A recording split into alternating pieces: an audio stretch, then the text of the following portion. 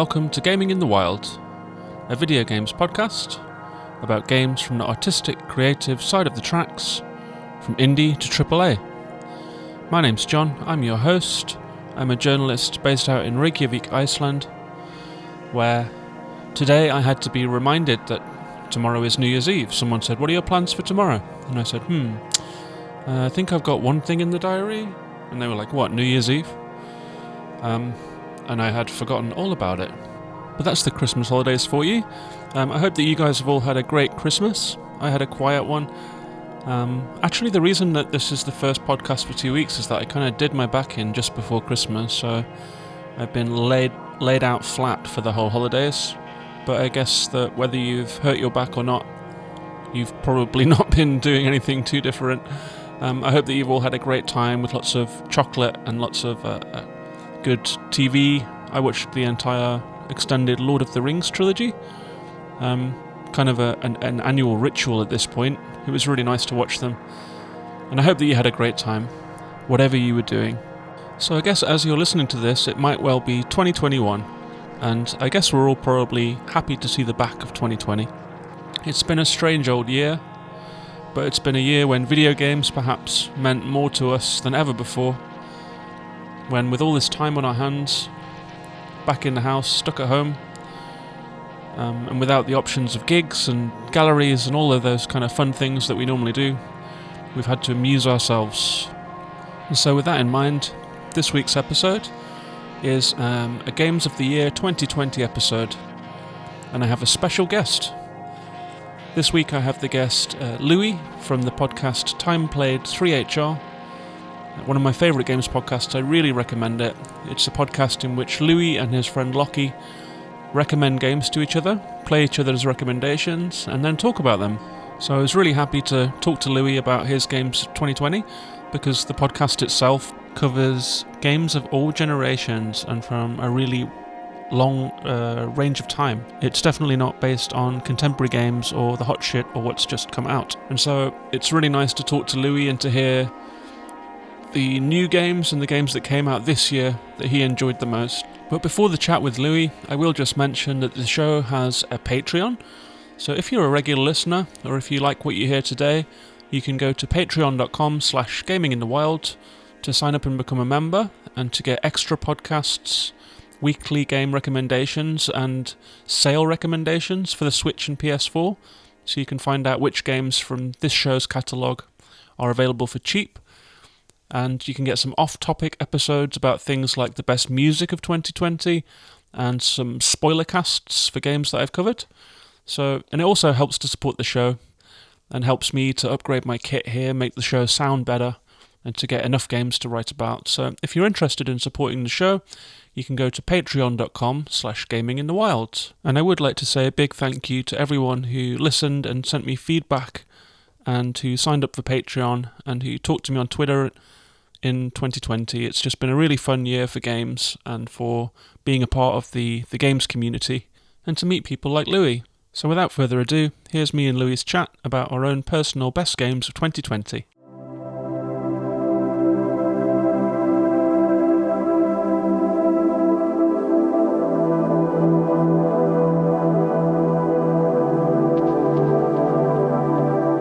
So this week's guest on the show is Louis from the podcast Time Played 3HR, which is one of my very favourite games podcasts. Hello, Louis. Hi, I'm excited. Thank you for having me. So I thought we could start with a couple of questions about the show, actually, because you do it with your friend Lockie. Yeah. Who I understand you met way back at school, is that right? Yeah, when it was year 7, I joined that school, and he was already there. So we were 11, I think. I think that's 11 years old. Yeah. And did you two bond like over games, or was it just, is that something that came later? No, I don't. Honestly, I don't really. You know, it was a long time ago. But I think it was. I think we just had similar at the time. I was a lot more rambunctious and goofy, and similar in that way to him. And I think we bonded over our sort of general goofiness.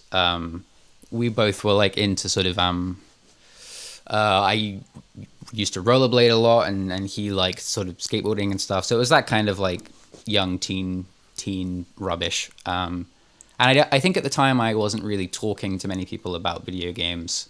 I think I probably felt like at the age of 10 and 11, I probably still felt like it was a slight sort of guilty secret.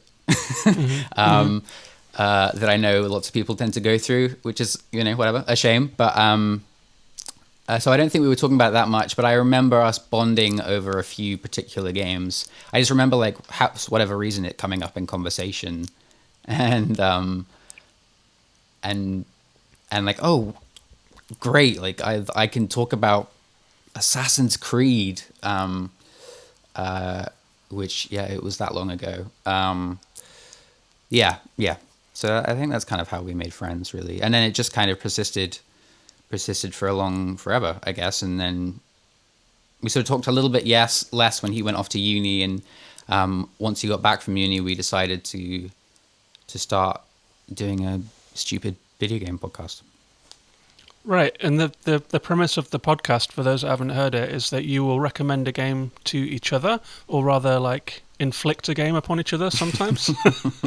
And then the other person will kind of give their impressions of it, which is like a super interesting format. Like, I always like hearing, because you have different approaches of what you pick, don't you? Like, this comes through in the year-end episode, like the one that you just did. And Lockie was picking the ones that he kind of enjoyed most, and you were picking the ones that maybe he'd thrown to you as curveballs that are not something that you'd have naturally played, but were happy to have been exposed to.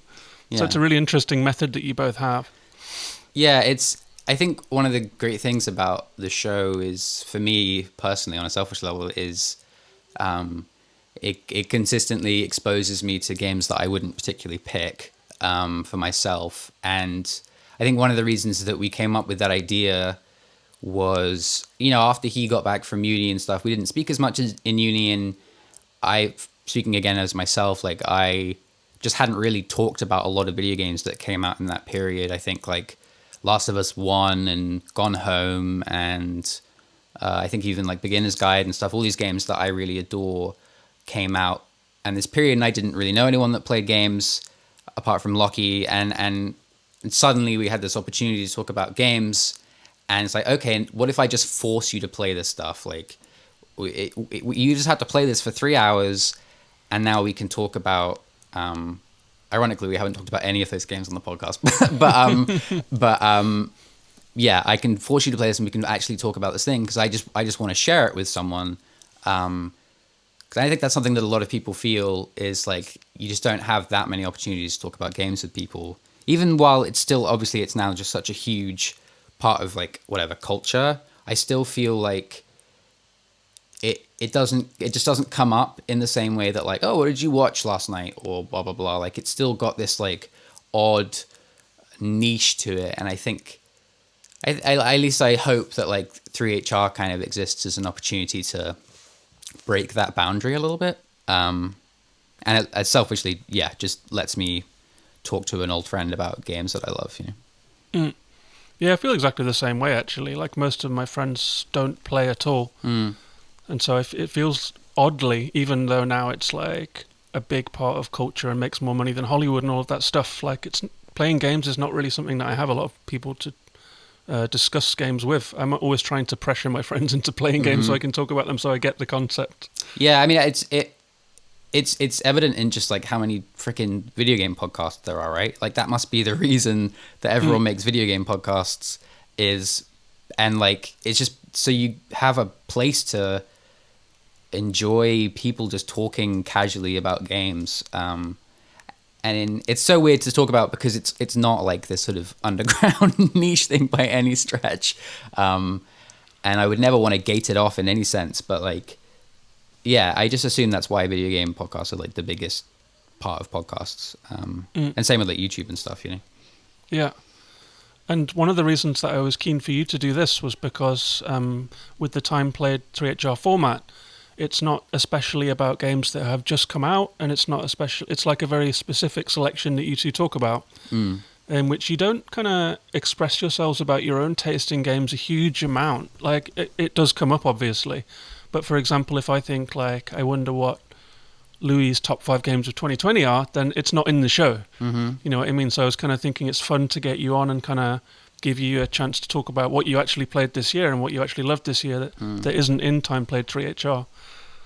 Yeah. So, yeah, so the format for this one is going to be, you and I have talked about what our format would be, but we're going to talk about a few games, top 5s that came out in 2020, and then we'll have a little chat at the end about just other things that we played. Cool. So are you gonna do 5? Because you just did an episode where you did 5. You got another 5? Well, yeah, that was the thing with Kieran. We decided, because his kind of favorite games of the year, I think he'd only played a couple that actually came out in 2020. Yeah. So we just did like what we'd played. So all 5 of the games that I have are 2020 games. Oh, that's exciting. But I've got a slightly different selection this time. My top 2 were in the last episode, so I'll talk about them again, I guess. But they are games about which there is a lot to say anyway. Yeah, so. I totally think we could rehash some of that ground of some of those games for sure. So shall I kick it off? Shall I pick a game? Yeah, please do. Are you doing it in an order, or are you going like 5 to 1, or is it just like equal? I haven't organized them. Do you want me to organize them? If you do it in your head, then you can, or you can just talk about them at will. It's up to you. That's tough. I think I'm going to end up spending way too much time scrutinizing over. So I'm just going to pluck one. I'm going to go with. Let's go with Umurangi Generation. Have you heard of this game? I have not. Okay. This game is really, really. Gosh, it's just pretty rad. So it's a pretty small indie game. I think it's coming out on Switch next year, but it's on PC at the moment, and it's a game about taking photographs at the end of the world. That would be sold. Yeah, that would be the sentence pitch. So the basic structure of it is first-person photography game with sort of lo-fi graphics aesthetic, sort of like hardcore lo-fi beats playing all the time, and you're given multiple objectives of things you need to photograph, and a time limit, and although you don't have to stick to the time limit, take all the photographs, mission's complete, and then you sort of sign in, end the mission, move on to the next level. And that's the kind of basic premise, but I think what it does so amazingly is the way it subtly tells story is kind of wonderful. It doesn't ever thrust like a narrative or any conversation or anything like that in your face. The story's all told through these sort of series of environments that you explore. So you're kind of just exploring, like, I can't remember how many levels are, let's say like 10 levels, takes a couple hours, and each one you see like the progression of this, I guess, kind of cyberpunky world, kind of like true cyberpunk, I would say, like not like Cyberpunk 2077 is cyberpunk, like proper, like this world is kind of crushed, but there's kind of beauty and punk artistry taking place at the soul of it, where everything else has failed. Yeah, I don't think. One of the things I was thinking about is how well it uses like graphic design and stuff. So it's like there's a crap ton of like posters everywhere, and they effectively give you these tiny little morsels about the world so well in a way that I just don't think I've really seen in many games. I think, you get that typical discussion of like video game graffiti, like of when people like draw in their blood, like there's no survivors here, that kind of rubbish. And it's so much more subtle and real, and like really feels like it just has a really strong sense of place. And it's wonderful for that, I think. It's also just very enjoyable taking photographs in a video game. So as you sort of unlock more lenses and more like digital effects sliders, so you get like the option to change saturation and the hue and contrast and all that kind of stuff, as well as like a fisheye and a wide focus and yeah, and you can change like the aperture and stuff as you go. The things that you have to take pictures of, I'm trying to think of something like similar, and the first thing that I thought of was maybe like, have you played Detroit Become Human? I have played Detroit Become Human, yeah. You know, there's a moment where you have to come out of a train station and follow clues, so you're like looking in the environment for a symbol that's going to lead you on to the next thing. Is it like that? And No. also in Gravity Rush 2, when there's like, you have to take pictures of like a woman holding a fish or something like that, and so you have like a shopping list of pictures for this mission. It's more kind of thing? It's more like that. So like the objects are relatively benign, and they're, what I got the sense from is that they're kind of there just to get you to see the entire space, and less like find this thing. It's really important you find this thing. It's more just like literally like, I think in the first mission one of them is take a photo of 3 pen markers. Like some of it's just like, yeah, it's pretty benign stuff. But what you'll find is by taking these sort of, I think what it does is it gets to like the heart of what some photography as an art can be. I think it focuses more on like being like an amateur photographer than less of like being a, like not every image has to tell some incredible story. It's on you how well you want to compose this stuff. As long as the stuff's in frame, the game doesn't care. You know, it's not going to judge you. It's not like Pokemon Snap or something. But yeah, I think overall it's just a kind of a wonderful, very short experience, and I think you get as much out of it as you sort of want from it. And it was a really nice surprise. I only played it like the other month, and I think it came out a while ago. They released, even in this year, they released DLC where you get to use roller skates, and I absolutely want that. So like every good photographer. yeah, they're all on their rollerblades. Well, that sounds great. Is it called Umurangi Generation? Did you say? Umurangi, or I get confused with the M and the R if it's Umurangi or Urumangi. Let me just check. Well, I'm dying to play this one now, so... Yeah, I think you might like it. Umurangi. I like games where you wander around and do fun things, so... Yeah, and it sounds good to me. It's nice because the levels are, like, quite small, you know, so it doesn't take long for you to see what's in the level, and you really start to learn them quite quickly if you go back and do all, like, the optional objectives and stuff. Sounds good. Okay, that's great. I got a new game to play already. All right, hit me. The first one I got, they're in a kind of... are they in order? Well, I've got my favourite 2 and then the others. So the others are all games that I love, but the top 2 are like clear favourite games of the year. Yeah. And the other 4 are all amazing, but they're just not in an order, really. Yeah. So the first one that I've got here is the Pathless. Yes. By Giant Squid, the follow-up to Abzu, by the art director of Journey. And I was waiting for this one for a long time, because whenever I find a game that I really, really connect with, like I did with Abzu, I just immediately follow the developer on every social media platform and go to their website and stalk them on Instagram. I'm like, what are they doing next? What are they doing next? And so the Pathless I was aware of it pretty early on, pretty much as they announced it, and kind of stalked the progression of it and watched the little things that they were releasing, the animation, the world, and starting to get a feel for what it was.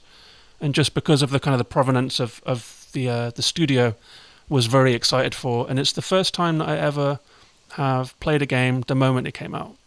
So it was like 12:01, midnight +1. Oh, wow. The Pathless just came out. I'm going to play it. Downloaded it and played it right away. Wow. And for the next 6 days, played through the entire thing and was absolutely smitten and in love with it. And it is, I guess, it has the flavour of Abzu and the flavour of Journey. Have you played this one? Yeah. I remember seeing that game. I think I saw it like announced. I think they showed it off at like an Apple event or something, because it was on Apple Arcade. I think it was when they announced Apple Arcade, they were like, and check out this cool game we're going to put on. And yeah, I saw her running animation, and I love a good run animation. And And I was kind of like, oh man, I really need to play this game where you run really fast in tall grass. That looks ideal. Yeah. So I have played it. Yeah. Did you get through it? Yeah, I got through the whole thing. I think I have more conflicting feelings about it than you. And I don't want to rag on it. Oh no, you can. Like it. this is pretty true. Like I've noticed that on Metacritic it's like a solid 80. But two of my other podcasts that I listen to a lot, The Short Game and So Video Games, have both covered it, and no one was as excited about it as I was. And I've found like a handful of people who connect to it in the same way that I have, like 3 or 4 people that have just been Game of the Year, 10 out of 10, gold. And most players seem somewhat ambivalent about it, and to feel that it's not enough to do in it, or that some of the gameplay elements are a bit annoying, that kind of like soured the experience slightly for them. Yeah. But to me, like a lot of my favorite games, it was like falling into a trance to play it. So it's the kind of game where I come into it and I'm running and kind of shooting the bow and solving puzzles, and then I realize that 3 hours have passed, and that I've just been so absorbed in the world and in picking out these little elements of lore and like climbing a mountain to see what's on top, and the time just passed like this. And as I don't feel that it gifts you a story. There's a very bare bones story that you have to absorb to play the game, but there is a huge world of story in that every kind of body that you'll find gives you its last thoughts, and it's very disparate. So there are several storylines spread out across the whole play area of the game, and it's all optional content in a way. And I ended up getting the trophy for finding all of the last thoughts and stuff, and almost platinuming the game. And I felt that there were so many messages in the game, and the themes were pretty big. And if you kind of just play through it, I feel like a lot of that is lost. And there are themes of nature and man's effect on nature. And there are themes that felt really resonant for 2020, like with all of the kind of the US election shit that was going on. This kind of toxic clash of ideology was really present in the game between this kind of authoritarian, pathful villain, and then the pathless people that were kind of about individualism and finding your own way of thinking about things. And I think that's something that Matt Nava does really well, is that he takes quite big themes, universal themes, and he's never explicit about them in his games, like in Journey and in Abzu, but it's there if you want it, if you know what I mean. And the Pathless just kind of got me in that way. It was like I felt like it spoke a lot more than it let on. Do you feel like you... because I think I've played Journey, Abzu, and the Pathless, and I think Journey was really the only one that I connected with, and I think for me there was an emotional core to Journey that I didn't find in Abzu or the Pathless. Do you feel like there was an emotional thread for you in the Pathless specifically? I really do, actually. Yeah. I really do. I felt that there was something in the vulnerability of the main character, or the kind of the individual going into the poisoned land kind of thing, and something with the kind of the scale of threat that was against her, but the way that she kind of came into harmony with nature as the game progressed.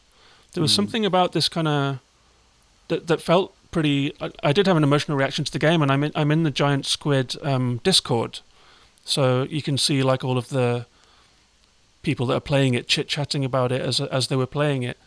And I said that in the group. I was like, I found I had a really strong emotional reaction to the game. Actually, there was something that clicked with me in that way, in that it felt quite profound. It was the way that the themes emerged gradually, but by the end of the game, I really felt like it had said a lot to me. And I think that's true. I kind of resonated with this game and found harmony with it very easily. And a lot of the folks that I've heard talking about it didn't find that harmony. Yeah. And felt like a little bit of a disjointed experience, which is totally fair enough. Especially in a game that so mindfully dissipates the narrative. Yeah. It's a game that doesn't serve up much. And I'm not saying that by saying that, I'm not saying that I'm like some genius detective that put it all together, but the dissipated narrative kind of worked for me too. Sure. It was just like a 2 lines here, 2 lines here, 2 lines here. It creates a mood, but by the end it coheres. And yeah, it got me. It got me. I think for me, I felt similarly with Abzu, is I think I'm feeling maybe a little bit tired of that kind of sort of like this faux spiritualistic vagary that it uses. I for whatever reason, I don't find that. Sometimes it feels as though in place of narrative or in place of a strong sense of theme, it goes for, oh, well, this is about spirits, and therefore it doesn't really matter. And that's just a read. I'm not saying that's the intention, but that's how Abzu and Pathless both felt, of like spirits and animals that are spirits, and I for me personally, there wasn't really anything.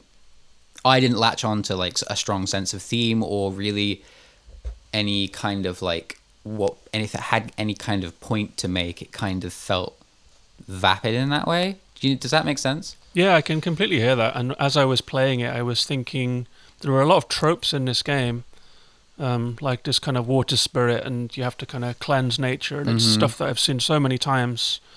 And I almost felt like the director had kind of felt like there has to be some video game in my video game. Yeah. And so that had been injected into it. I would be curious to see Matt Nava try and strip a little bit of that away. I hear what you're saying. Like Abzu and Pathless, yeah, they both have this kind of surfacey quality to them. But I don't know. Yeah, I can hear what you're saying. And sometimes as I was playing it, I think I was looking at it with quite kind eyes. Sure. Maybe it was the mood I was playing it in, the way that it arrived. I started with a good feeling about it, if you know what I mean. So I was like in a generous mood as I was playing it. I think that thing you said about like them struggling with like how sort of gamey it needs to be, I think that's interesting, because I think mechanically it seems to struggle there too. I think they have this. I think what I heard from people's reviews was the main nitpick was like the stuff with like how navigation works and like finding where to go basically. And so this game doesn't have a map and relies. And there's the theme, right? It's the pathless. Yeah. So this game doesn't have a map, and there are no paths, and that feels like an intentional decision of, oh, we hate like games with like maps and loads of like icons of where to go, and we don't want to play another Assassin's Creed game. And I totally respect that decision to remove it. But at the same time, I think maps can be pretty cool. Firewatch has a great map as an example, and it doesn't feel like that taking the map away was replaced with something else. It feels like, oh, maps and Ubisoft games are lame. Get rid of the map, and then you're kind of left to like, oh, but where do I need to go? And it's not like something like Breath of the Wild has a map, but it also uses its environment very smartly, so you can see at every corner exactly where you are from all the different massive towers in the sky, and it's very easy to orientate yourself in that game. Whereas I found in the Pathless that it all looked very similar, and I didn't really know where I had been. Yeah. Yeah, I remember as I was trying to polish off because there is that optional stuff that you can do. Like you have to get 5 tokens to progress to the next level, but there are 10 tokens that you can get. And so I progressed fairly rapidly up the levels, but then before I finished it, I went back to level 1 and thought I'm going to try and find the other 5. And used the spirit visor to head towards these kind of red blurry dots that tell you where something is. And sort of kind of ended up polishing off every single rune thing that you plug in. And so, yeah, I used that kind of spirit visor to kind of guide me towards places of significance. But there were times when you are roaming around levels feeling a little lost, for sure. But yeah, I thought like the movement mechanics, wonderful, beautiful looking game. And a shout out to the soundtrack as well. I actually ordered the vinyl of it. Yes. The Austin Wintory, the beautiful kind of throat singing and orchestra. Yeah, very cool. Okay, so that was the Pathless. And what is your number 4 or your next game? Probably. I'm gonna go with Wide Ocean Big Jacket. Have you played this one? Oh, nice. Yes, I have. That came out this year, right? It did. Yeah, I have. Gosh, it's been a long one. Yeah, Wide Ocean Big Jacket is a short, sort of almost like a vignette of a game about a family. I think an aunt, an uncle, and is it an aunt and uncle or? Gosh, it's been a while. Basically, 2 adults and 2 kids, the kid and her friend, go for this little camping trip, and nothing particularly of merit happens. And I love games like that. I love games that are sort of gentle and soft and tell like a really small, intimate story over like a very brief period of time. I think when I played it, I was a bit bored and I didn't really know what I was doing. And I'd heard about this game and I'd heard like mixed things. I think a lot of people that hadn't like really connected with it. And I think I was like, yeah, I'll check it out. The art style looks really sweet. And I just thought like the writing and the sort of tiny little interactions you can have, like the tiny little effects you can have on that space. Like there's a point where for some reason they have a skeleton in their trunk. They just bring with them, I can't remember what they call it. I think it's just like Skelly or something. And you can just kind of choose where to put the skeleton in the campsite and choose what position they're in, and it stays there. And I just thought overall it made for like a lovely, warm afternoon gaming experience. And felt, I think, in some ways very mature. Like it talks a lot about like the relationship between the man and his girl and his partner, and yeah, I thought it was really lovely. I agree with you, and I absolutely loved this game. I'm glad that you put it in because it's a game that I played and really enjoyed this year, and it didn't make the cut for the top 5, but it's a fun one to talk about. I played it too because I was reviewing it for Switch Indie Fix, and the editor over there got like a good kind of sense of the kind of games that I'm into, and so he just sent me stuff that were John games, and this was a John game. And I loved this one too, I really did. I played it in one sitting, and I really admired the fact that the young girl, who must be, how old is Maud? She must be like, what, 10 or 11 or early teens? Yeah, I think she's just breaking into teen years. Right, and then the couple that are kind of the de facto mum and dad have their own relationship going on, and they're quite young too. They must be in their 20s. Yeah. And so you get this kind of young girl with a lot of personality and her kind of boyfriend, her first boyfriend, and she's kind of navigating what that is. And then you have this older couple who don't have kids, but maybe one day will. And so they're navigating this kind of trying out being parents for a weekend. And so you get these 2 different levels of relationships going on. And it all felt very true. It felt like a really good indie movie where you kind of just have these kind of shots of these characters at different ages, kind of discovering who they are and interacting with each other, sometimes really awkwardly, and having these odd chats like about sex and what should we do and what shouldn't we do, and like what's allowed and what isn't allowed, and they're all kind of navigating stuff. And it was really quite sensitively done, I thought. Yeah, it's a good little game. Genuinely funny as well at points. I don't laugh that much. Games don't make me laugh, and I don't laugh that much in general. But yeah, like I thought, like not like laugh out loud stuff, but like it wasn't trying to be laugh out loud. It's just like gentle chuckles, and yeah, Maud is like a really wonderful character. They all are really great in their own right. So yeah, just some really good writing stuff as well. And also, I slightly regret in this game that there's a part where you are Maud and you have to go to the bathroom, and you can either use the bathroom or go in a bush. Yeah.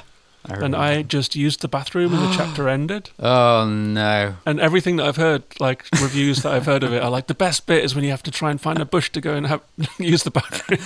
But I was too conservative for it. I was just like, no, I'm just going to use the bathroom as if I would on a normal camping trip. I ain't going in no bush. Oh no. Camping trips, you've got to use every bush you can find. You're in Exactly. nature. Nature is the whole world's a loo. That's what I say. Yeah. Okay, good one. I'm glad that I got a chance to talk about that, actually, because I haven't on the podcast. It's a good game. It is. And I think it's just a couple of quid, right? And it's on Switch. Yeah, it's a great game if you got a free afternoon. Exactly. If anyone's listening to this on their Christmas holidays and they've got half a box of Quality Streets in a couple of hours, then that's a good pick. Absolutely. Just make sure you pee in the bush. It's just a life rule. Mm-hmm. So my next one is it's a kind of a text adventure, but not. Ooh. It is In Other Waters. Oh, I've seen this. I haven't played it. It's by a developer called Jump Over the Age. It's their first game. The designer is a guy called Gareth Damian Martin, and he kind of reviews games, and he does a magazine that's very what's it called again? He runs a kind of an online magazine that's very thinky articles about games, like thought pieces, thought pieces about the architecture of Death Stranding or something like that. And it's what's it called again? I don't know. I'll look it up. Hello, this is John from the future, cheating by inserting this here, but the magazine in question is called Heterotopias. Recommended. Check it out. But he's a very kind of thoughtful guy, and it's his first swing at making a game. It's an underwater exploration game in which you do not play the protagonist of the game, you play an AI. And so the game begins with you're looking down at a topography in very bright colours with a scanner, and a little ping appears and it says, "Hi, is anyone there?" And that's the start of the game. And you can click a tick or a cross. So you click the tick to alert this person that there is in fact an AI that is listening to them. Someone is out there. And the Dr. Ellery Vass says, "Oh, thank God someone's here. My ship's broken. I need to get back to base." And so as her AI, you plot a course for this ship by drawing a line between points, dots on the map. And every dot that you come to, you'll then get a text description of where you are. So you click on dot number 1 and you propel the ship along the line. And then you get a text description saying you're in a chasm, the walls are high on each side, you can see shoals of purple fish above you. And you'll click on the next one, and so it's a text adventure, bit by bit by bit. You work your way back to the base. Ellery sometimes says to you, like, "I think I see a mushroom spore plant over here, and I want to go and get a sample of it." So you go over there and take a sample. You have 4 different sample slots. Eventually get back to the home base, and then you can analyze the samples. So you move them into this kind of machine that then gives you a little kind of bit of text about the plant that you found, like a description, like the spore has like a yellow top with red dots. But the more samples that you find, you'll get a fuller and fuller entry. There's a taxonomy of everything that you've encountered, every plant that you've encountered, and every area that you've encountered. And so by the end of the game, you actually have like a kind of a big, thick taxonomy of this alien planet called Glycine 67A. And there is a story, like there's a reason that Ellery is on this alien world, underwater world. She's looking for someone, there's a mystery, there's a story to solve. But the most fun that I had with the game was actually in exploration and in the text descriptions. And when you get 4 different samples of a plant, the last thing that you get is a pencil drawing in your taxonomy made by Ellery. And so that's kind of the goal. It's like you actually get to see what it looks like. You get to see what this fish looks like or what this plant looks like. Because I guess it's all been text up to that point, right? Yeah. Although it does have a really cool and clean user interface. It feels like it was designed by a really good graphic designer. Like as you're looking at the screen, you can see like the UI contains like the slots that you have for your samples, the compass, and the text box, and so it does feel like a video game. It's not like a pure text adventure, and it feels visual with very crisp kind of aqua colors and like a yellow readout. Everything is yellow that's laid on there, the graphics and stuff. So it does feel like a game. It's not dry. It's like the least dry text adventure, and very ingeniously designed and thoughtfully designed. And the music is great too. There's this wonderful kind of like Brian Eno style kind of ambient underwater electronic score that goes on. And yeah, there are moments where you go deeper into the ocean and the whole screen kind of darkens, and that's the only way that you know that you've gone deeper. And it builds a really cool sense of mystery and progression. Like you have to upgrade the ship to kind of cross a fast moving tide to get to the next spot. And you really feel like you're exploring, and you really get a sense of wonder. And it feels like a really like home run of a first game for someone. And I'm kind of sad that this one it got a good critical reception, but it went a little under the radar with indie game fans. It's not an indie hit, let's put it that way. It got like 9 out of 10s all over town, but it feels like it wasn't on any end of year lists. And I'm curious to hear how it sold. But it's just an indie gem that didn't quite get the pedestal that it deserves, I think, this year. It sounds like it's quite a, like, would you say like a sort of a more gentle experience? Do you feel like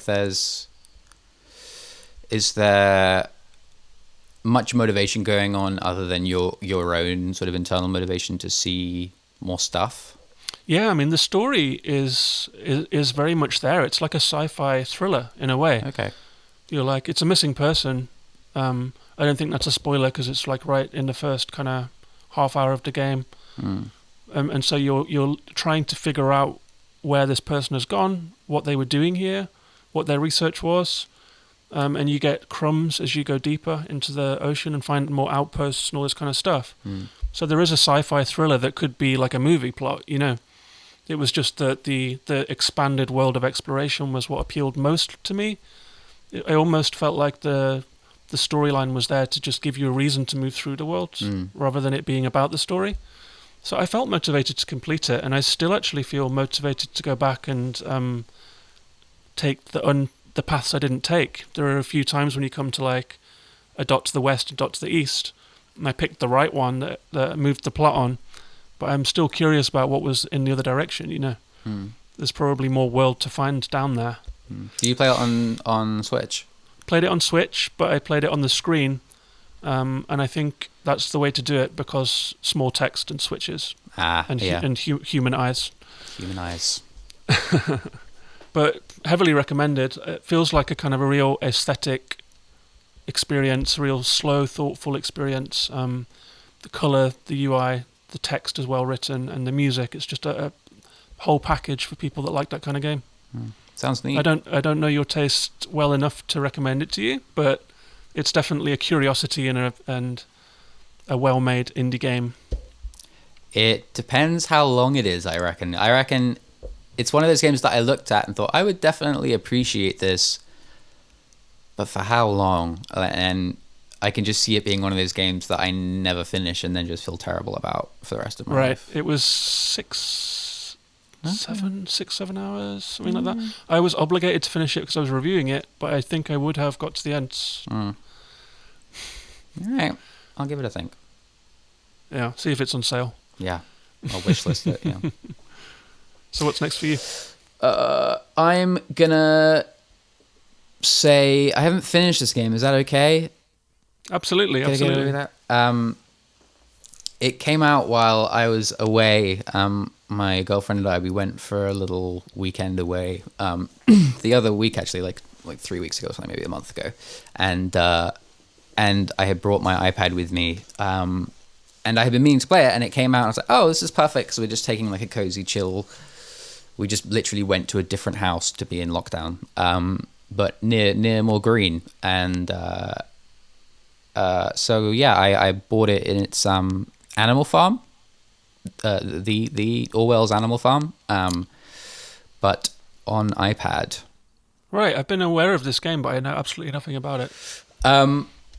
It's really interesting. So I have not touched Animal Farm since I was at school, and to be honest, barely remember the main plot other than obviously the main themes and kind of what ends up happening. I had forgot sort of the minutiae of it, and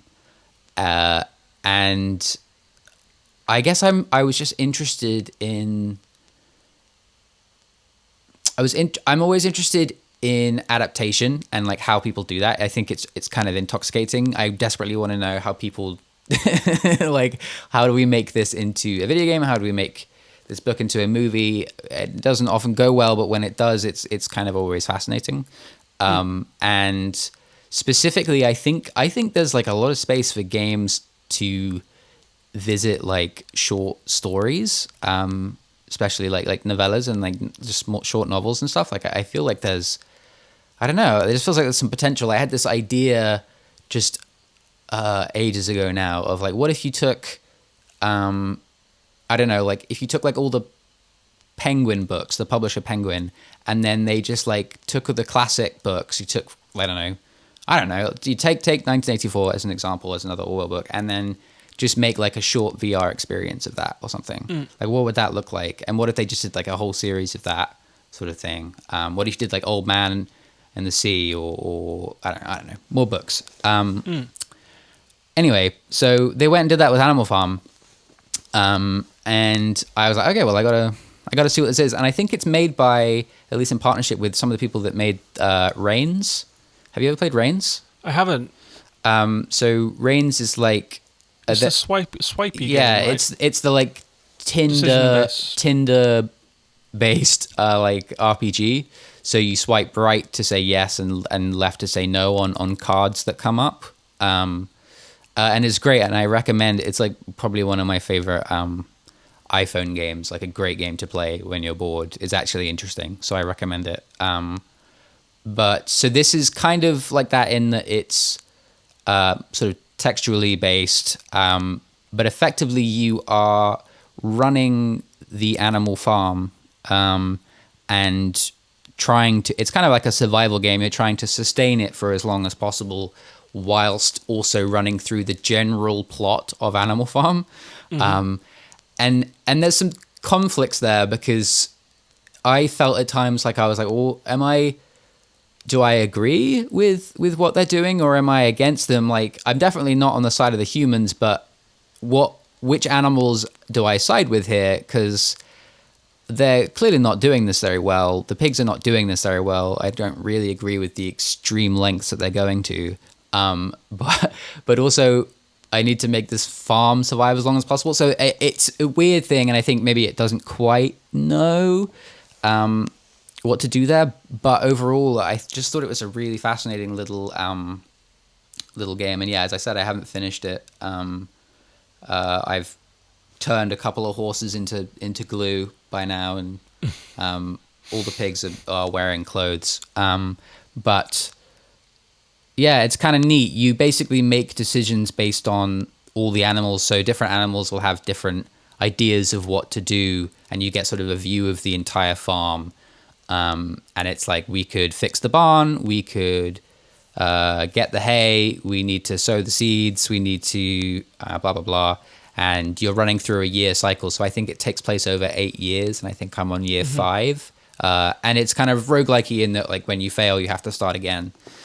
Which is a bit. Are we looking down at the top of the farm? Yeah, so it's just kind of an illustration of a farm with sort of static animals that kind of pop up around the place on each day with different tasks that need doing. And then you'll go to the farmhouse, and there'll be like a meeting, and Snowball will be one of the main pigs would be like, we got to do this, and then different animals have different opinions, and you sort of pick which opinion you want, and that's the sort of the route that you end up going down. But yeah, it's neat. I keep meaning to go back to it. It's really interesting. I want to see more of that kind of stuff, for sure. It sounds like they've kind of opened out the premise of Animal Farm to allow you kind of a way to create the plot. Rather than reading it straight off the page. Yeah, if you're able to side with different teams and kind of. Absolutely, it's wild. So like, I can't remember what the name of the other main pig is, but you've got the 2 head pigs, Snowball, who's at least starts off a slightly more lenient, and the other guy who is like hardcore, just immediately corrupt beyond belief. And the first like 4 times I played the game, he was trying to basically screw over Snowball, and eventually chased Snowball off the farm, and then the whole thing went to hell immediately because Snowball was trying to like do things like build a windmill and just try to better the actual farm, whereas this guy just wanted to drink alcohol and etc. Right. So there are fail states in the game. Yeah, absolutely. But then the fifth time I played it, for whatever reason, the bad pig, he sacrificed himself when we had a little fight against the humans, and so then Snowball was ruling the entire time, and stuff went a lot better. And it's kind of interesting. It sort of gives you that space to explore, explore Orwell's ideas on communism and all that stuff. Like, it gives you a way to sort of poke and prod and see, maybe in this situation, what does the extreme version of this look like versus the slightly more centrist version, etc. And it's cool. That sounds great. I like as you were saying, like, how do you turn like a literary classic or a movie into a game is a an open question with a lot of littered by failures, but people seem to be getting better at it. Like the Mad Max game, where they take the premise of it and kind of open it out into an open world, and taking the kind of source material, and then rather than just trying to tell dogmatically, kind of turn it into a point and click or a narrative adventure, to kind of open out the questions of it. Seems really cool. Yeah, how do you condense the spirit of it and then use the new medium? You use the advantages of the new medium to maybe say something else, say something new. Right, and if the kind of idea of Animal Farm is to make the reader ask these questions, that seems like a great way of doing it. Yeah, I think it succeeds. Yeah. All right, I'm adding. You're giving me great recommendations here. This is 2 games that I haven't played and now will, which is really exciting to me. Yeah. Also, Animal Farm has pretty nice music, and it has this really nice VO, the sort of narrator. There's this nice, like, sort of, I don't know, throaty British sounding guy, just sort of slightly unusual. I think you just don't hear a lot of British voices in games. So this is kind of a novel thing. Okay, so for the next one, I've got a couple games here that are like a judge's ruling. Like, how do you feel? What's your stance on ports that came out in 2020, but originally came out in a different year? Like they came out last year on Steam, and then they came out this year for the consoles. That's a tough one. I guess it depends on, like, I mean, it really brings into question what the hell we're doing here, John. Like, are we making a list for people to go away of games to play that they might not have? Is this based on what your listeners like are playing? Do they all own Switches? What's the goal? What's the major goal? I don't know. This is tough because, when IGN and Kotaku and all these people, they do their kind of definitive, empirical, these are the best games of the year. But they were sent them all in the mail. They didn't have to pay £50 every time. Yeah. They didn't have to not buy Ghost of Tsushima like I did, despite the fact that it's probably great, because I didn't quite fancy it enough to spend £60. Yeah. So they've kind of been enabled to have an opinion about everything, whereas we mere mortals down here in podcast land have to buy these games ourselves, and so it's never going to be like an empirical best of. But I guess, like, I want to be in the position to have this, like, these are the best games of the year. There's so much that I didn't play. You know what I mean? It's so tricky because not to talk about my stupid podcast, but, like, one of the things I really like about 3HR is, I'm going to talk about my stupid podcast now, is that I feel like there's a lot of desire in games to, like, speed through games, play them as fast as possible, move on to the next one, move on to the next one, move on to the next one. And people sort of start talking about games in, like, the past tense. I remember, do you ever go on the website Game Trailers? Was it Games Trailers? I have not. It might have been in the period when you were not playing games. But there was a website, a popular sort of, like, IGN-like website called Game Trailers, and eventually shut down. And I think quite a few of the people went on to start Easy Allies. You ever consumed any of their content? Yeah.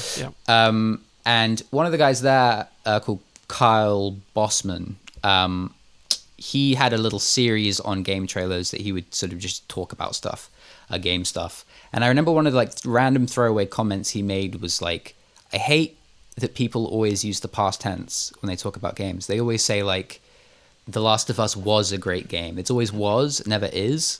And I think there's something really, I don't know, that really like struck with me. Like, I think it's really important that we don't treat games like this sort of consumable, blah, blah, blah, blah, munch through it, throw it away, move on thing.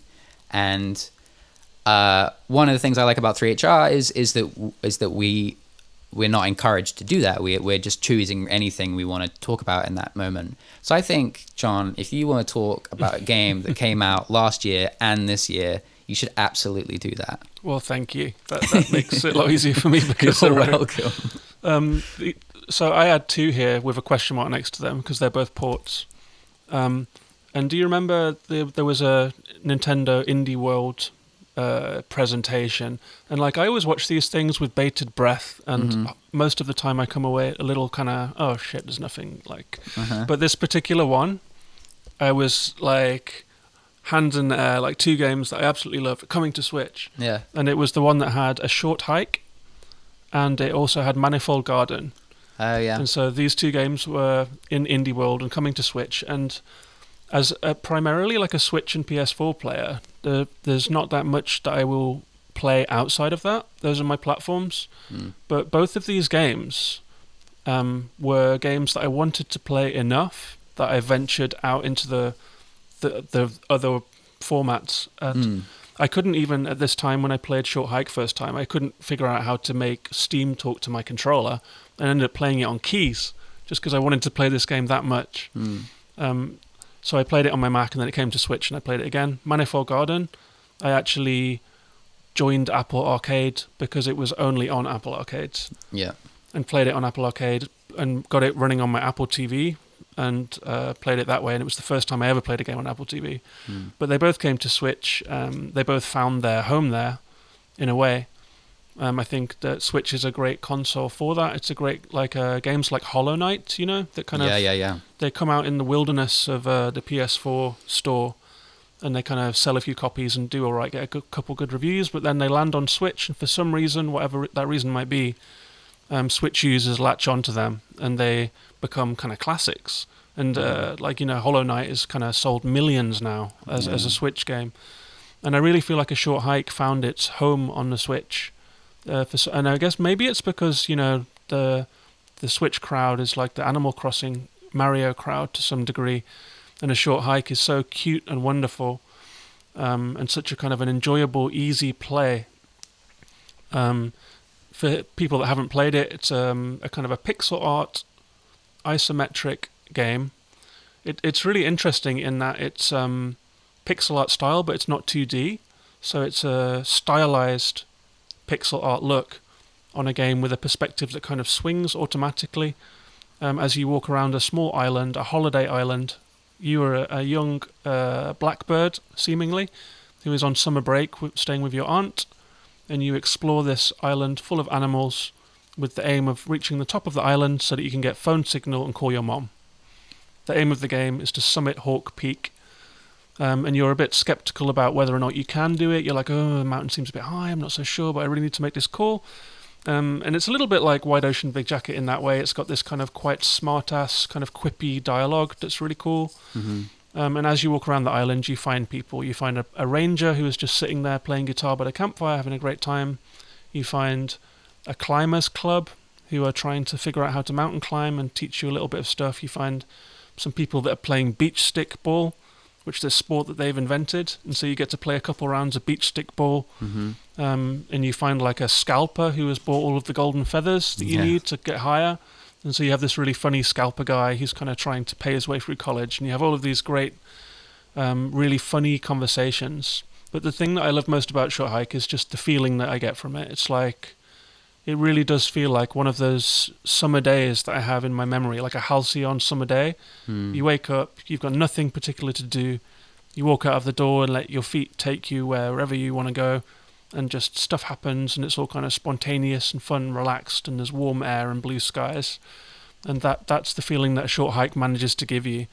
And if you're living in Iceland, where there is like 4 months winter, where going out of the house is horrible, then you need a short hike. You need games that are going to give you that feeling. Yeah. Have you played that one? Yeah, I love short hike. Oh, wait a second. You recommended this one for Lucky, didn't you? Yeah, I think it was in our personal goatees. I think. Yeah, I just listened to it. It ended up in 4th place, I think, ultimately. 4th place, yes, the nebulous 4th place. Yeah, I think I played it when it came out on PC last year, and it was probably my favorite game of that year, and is still definitely up there as just a game I just absolutely I'm enamored with. I think you covered it. Like I don't think I really have much to add. Like, it's just a big old warm hug, and it also feels like, personal, in the way that that only really one person touched this, and it just it's just a lovely thing. It's a lovely thing. Did also, you watch isn't it wild that I remember hearing that, like, do you remember the name of the developers? Adam Robinson Yu. Yes. I think apparently they made this game as like a break. They took a break from the other thing they were working on. Right, the unnamed RPG project that has still not been released. And just like cracked this out, and it's like, Jesus. Yeah. So it's a real testament to taking a break, I think. Yeah. There is a fantastic YouTube video about this. Don't know if you've seen it, where Adam gives I guess like some kind of seminar about the making of this game. And he talks about working with Unity, and he talks about game design, and he talks about all the choices that he made in the game, and the experience that he went through making it. It's about an hour long, and it's absolutely fantastic. It really is. I'll have to check that out. Such a cool insight into how he made it, like the decisions he had to make with playtesting, like the caves in the game, where you can kind of crack open these wooden caves, wooden slats, and get into the cave system that brings you out somewhere else on the island. He made this because half of the playtesters, when the game begins, swam out into the ocean, swam around to the back of the island, completely missed everything important, and he was like, "Oh shit! If everyone's going to do this, like, this ruins everything. Like the path has gone." And so he put these caves there that take you back to the start. Yeah. So it's really cool. Like a walk through the thought process of making it, and he's a really like interesting seeming person, and he's still working apparently on that game that he took a break from. Oh, fascinating. So yeah, really curious. And like I said, the fact that Short Hike was such a big success on this 2020 console launch hopefully puts a bit of money in his pockets to move forward with his next game. I think the world is waiting for it after the success of A Short Hike. So yeah, I think A Short Hike, like, I think is probably the best game that isn't Breath of the Wild. Like in terms of like it. To me, it felt like there was a lot of talk when Breath of the Wild came out of like every game's going to be like Breath of the Wild. Every open world game is going to steal from Breath of the Wild. And lots of games have taken inspiration from it. And I have no idea how much inspiration Breath of the Wild had on A Short Hike, but I think quite a bit according to the lecture. Yeah, and it feels that way, and I think it captures what Breath of the Wild did so well, and distills it into this much shorter, more personal experience. Very, very good game. It really is, and I love the soundtrack too. It just has this beautiful summer day feel, and it manages to kind of, I don't know, summon up this quite subtle and hard to pin down feeling of relaxed holiday freedom. That it's just a really nice thing to have.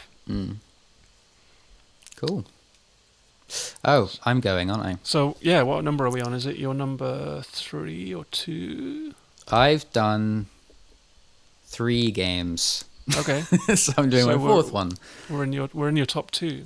Or your last 2, depending on how you look at it. My last 2. Ooh, I'm trying to. This is tough. Okay, I'm just gonna go with a game called Art of Rally. which came out on PC this year, is probably going to be one of those games that comes out on Switch next year. Do you like cars? I cannot drive. Okay. I played it. I haven't played a driving game for a long time. Yeah. Mario Kart. So I grew up playing car games. I grew up playing driving games, specifically because my dad's big into cars, and he got me into cars as a kid. And also, I didn't like playing violent things when I was a kid. It scared me too much. So I think until like the PS3 generation, I basically exclusively played driving games and like skateboarding games. That was kind of all I touched. And as I've gotten older, I don't really care about cars in the way that I used to as a kid.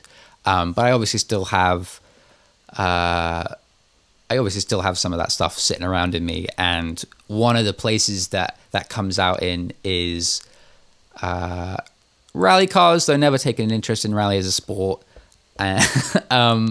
And in every once in a while, I'll touch a racing game. I find at this point, they're all pretty samey. But Art of Rally is a really wonderful game that is more about capturing the feeling of driving a rally car than simulating driving a rally car. And I think that's where a lot of racing games fall down, is they get, not fall down, but maybe why I get less interested in them is this like urgent desire for them to be like, this has to look, feel, sound, be a car. And it just gets a little repetitive. And Art of Rally is like a sort of a, I wouldn't call it, it's like close to like a sort of isometric top-down perspective, low poly aesthetic. So like, yeah, low poly aesthetic, very colorful, sort of fictional interpretations of real places. So you get like classic rally places like Finland, or you go to Japan or Norway and whatever, just, you know, rally spots. And the basic career mode runs you through the history of rally driving, which I knew nothing about, in a very simple way. So you do a race in a car from whatever period it was, and it will tell you just a little bit of information about like why these rally cars were made and what the restrictions were at the time, and et cetera, et cetera, et cetera. But it kind of reminds me of a Short Hike in a way, in that like it just has a very warm, gentle vibe, and it's kind of a meditative rally game. I think one of the good things about rally games is you don't have to race other AI. Right, I was going to say that. Is it rally where you are just trying to beat times, basically, rather than to compete on the same track? Yeah, so my limited knowledge of rallies is people are doing time trials. So you are racing from point to point. You're doing sprint races, and you're competing to get the best time over the course of several different sprints. And so your time adds up, and your time is added up in terms of like how long it takes you to fix the car in between. That adds to your time and stuff like that. So it's more of a long-term thing than like race 20 laps around this track against 5 other people. And I think because of that like level of seclusion you get, it's just a lot more gentle. You don't have to worry about like, for me in racing games, the AI is never right. Like it feels like intensely ambitious to get perfectly balanced driving AI, racing AI, like, and it always highlights basically how simple video game AI is still, because they have to let you win. Like you want to win, and so at some point you get silly things like rubber banding and that sort of stuff, exactly. Like at some point the game has to be like, all right, you take first place, and those sort of cracks really start to show after years of playing Gran Turismo. So rally games kind of avert that entirely. And Art of Rally is just like a really pretty, cute, sweet, warm one that I don't think you need to be into cars to enjoy. I think you just need to be into like, I don't know, chilling out. I think you just need to want to chill out. So yeah, Art of Rally is really good. I like the sound of it. I I like the idea of like it's really interesting. It's always really interesting to me to just listen to someone talk about something that they're interested in, and it almost doesn't matter what it is. It's like there is interest to be found in anything. So I like the idea that this one's like made by people that are clearly pretty passionate about rally and like the kind of the modes that it's gone through over the years and the progression that it's made as a sport, and they've kind of tried to imbue a game with all of that. That sounds like a really nice kind of passion project. Yeah, definitely. I think it might be made by just one person. Their previous game was called Absolute Drift, which was quite similar, but it was like a similar perspective, like top down, but a bit more minimalist, sort of drifting game. But it really comes through that they just kind of have a love for this specific type of car. And it's quite, if you like any of the cars at all, it's quite satisfying to see like their sort of low poly versions of them, like the sort of simplified, minimalized versions of like like an Audi Quattro is quite a satisfying thing overall. Yeah. Haven't played the last driving game, I played like, when I was younger, I played V-Rally to death. And the original Gran Turismo, and was absolutely into them, and kind of, I think played a couple of really kind of technical Formula One games too. Yeah. But just haven't picked them up in this like second age of gaming.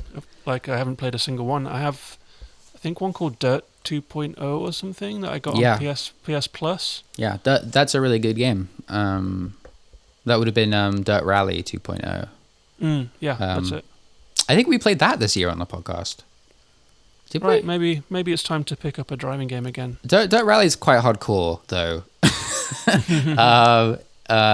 Yeah, but give it a go. I did play one. I played one, actually. It was a Switch game. You download it for free, and it has loads of microtransactions in it. And it's like a ridiculous rally-type racing game where you just do jumps and spins in the air and improbable gravity and stuff. And that was like quite fun and quite silly for a day or two anyway. But okay, Art of Rally. I like that none of our games are the same. It's fun to me. Yeah, that's good. But the last couple that I have here are games that I talked about on that last pod, and they are like the clear two games of the year for me. There's like all of these games that I love, and then there is the two that I think kind of hit the top spot. And the first one is Last of Us Part 2. Yes, Last of Us Part 2. Have you played it? Yeah. I have complicated feelings about Last of Us Part 2. Everyone has complicated feelings about it. I think it's impossible not to have complicated feelings about Last of Us Part 2. Yeah, and I have talked about this one already at length, having done an episode mid-game, a post-game spoiler cast, and talked about it on the last episode. Yeah. So maybe it's your turn to tell us your complicated feelings. Gosh. Yeah, it's a tough one to talk about for lots of reasons. I think Lockie and I, we typically just happen to avoid the big releases of the year, not because we don't. Well, Lockie doesn't play them that much, but I try to play as many games as I can get my hands on, and so I've played a lot of the big sort of, especially I don't have an Xbox, so like the big PlayStation releases of the year. I've touched, and I was a huge fan of Last of Us 1 when it came out in like 2011 or whatever it was. I connected with it completely, just absolutely floored by it, cried in the first 5 minutes, and then just stuck to it, and thought about it, still think about it really. And when they announced they were going to make another one, I was initially pretty disappointed. I felt like the ending of the first Last of Us is fantastic, almost as good as the first 5 minutes of that game, and it felt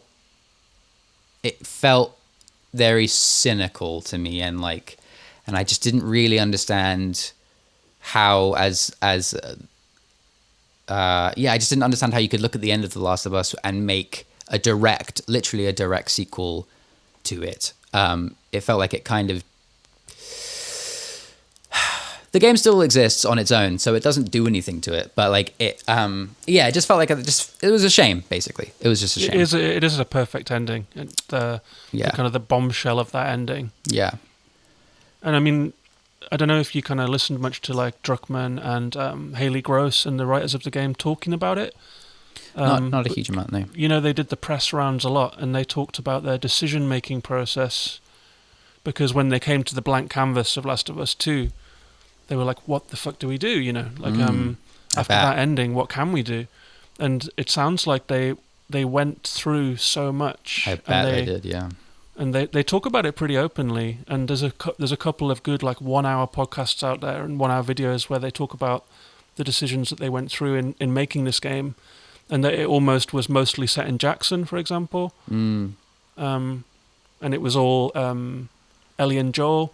Yeah. We should probably do a spoiler warning at this point. Yeah, we're gonna talk about Last of Us Part 2, so you can skip ahead a few minutes if you haven't played it yet. But yeah, the big decisions that they made, and I know what you mean. It's hard to top that ending. It's hard to move on from that ending. And I think like, you know, I assume Sony was like, Last of Us did really well. You're making a sequel, and they were like, okay. And I think they made the right decision in terms of making it direct. I think that probably has the most potential for like a good story. And so I think like literally carrying on immediately after the end of the first game, while it does feel at first like a bit of like, what? But the whole point of that ending was that whatever, I think it's like a cool, interesting one to do. And to explore like what the ramifications of the things that happened in the first game were is cool. And then my real issues about that game is that I just didn't really bond with it. I felt like, and I've had a lot of time to think about this, because I care about it a lot, I guess. But I felt like, so I haven't really listened to like Neil Druckmann and Haley Gross. Did you say her name was? Yeah, I say it Gross, but I'm probably getting it wrong. I haven't really listened to them talk that much about their intentions with it. But I felt like, I know that they wanted to explore this idea of like the cycle of violence. That's a phrase I've heard come up. And what that amounts to is Ellie having this revenge tale over Joel. And it, to me, I just think revenge is so dumb. I just think like, to me, revenge is something that is exclusively a thing that people in like corny action movies do. And it's not, in my experience, it's not something that people actually enact for the out of pure rage and anger and sadness. They go and commit murderous revenge. Like, it's just, it might be something you do, that might be the excuse you make for the reason you want to kill someone, you know, like, but it never feels like that's the core reason. But here we have Ellie committing revenge, and it feeling like the game is trying to say to me, like, you understand why she feels this, right? You understand why she's making this decision. You connect with this decision, don't you? And then also being like, aha, but it's bad, told you. And like, and I think that was, for me, it's just like, that's, it just, I just didn't connect with that. I didn't ever stand next to Ellie and be like, yeah, let's do this. And like, I was bummed that Joel was killed. Like, it was brutal and horrible. I think that's an interesting decision as well. But the way they explored Ellie's grief, for me, fell completely flat. Like to me, revenge is like a joke. Like, John Wick kills lots of people because his dog gets murdered. You know, like, it's a joke in action movies at this point, right? And here we have this like very self-serious storytelling about Yeah, and I just don't believe that that's like an inherent part of people, but it feels like the game really wants me to think that that's what our initial reaction to that would be. I completely agree with you. I did like a spoiler cast after I played it because everyone has feelings that they have to process after they played Last of Us Part 2. Yeah. And I had a 1.5 hour conversation with my friend Danny, a streamer called Girl with Box, and I watched her play some of the game, and we played it at the same time. And we both had a lot of feelings about it, and so we talked about it for an hour and a half. Yeah. And my first question to her on that podcast was, do you, when Ellie decided to go on a revenge quest, did you buy into that? Yeah. And she said, yes, I did. And I did not. I was like, if that had occurred in my life, I think my response would have been to process this, to kind of sit down with what had happened, and to kind of, I don't know, get therapy. Yeah, and to like, grieve. Yeah. And to grieve. And the urge to kind of pick up a gun and go and kill the other person is not in me as a person. And so I really did not connect with Ellie's decision. I didn't get it. I was not on board with the decision to go to Seattle and hunt down the killer of Joel. And I felt like the game was forcing me into that, and the game forces you into a lot of things. Like, for example, when Ellie commits one murder and it's like she's standing over a body with an axe, and it's like all you can do is press triangle to kill. And I waited for 1.5 minutes. I was like, what happens if I don't kill? What happens if I don't want to press triangle? And the game made me do it. But when I spoke to Danny, she actually had quite a good point about it. She said that the way that she looked at it was that you and I and she, as people that are living in this time of law and civilization and government and policing and courts and, relative kind of for all of the atrocity in the world and everything that's wrong with the world. In her mind, Ellie was someone that had grown up in a time of lawlessness, in a kind of a more like kind of Wild West environment. You know what I mean? And civilization doesn't really exist in the same way anymore. Yeah. And so when Ellie has grown up in a place where law and justice are things that don't exist, she was able to impose that onto Ellie's decision and say, okay, so Ellie and Abby are people that grew up in a time where the killer of your father is not going to go to jail. The killer of, and so they kind of have to take matters into their own hands, or there is no repercussions ever. And she was able to square that circle in her mind, which I thought was kind of an interesting take on how to navigate that story. But I'm with you. I mean, I'm like a massive pacifist. I'm not gonna. Exactly. I was not with Ellie on that quest. It's an interesting point, and like I get that. I think for me, my issue is not that Ellie made that decision. I'm not Ellie, and I think the issue for me was that I felt like the game almost makes the assumption that I would agree with that decision.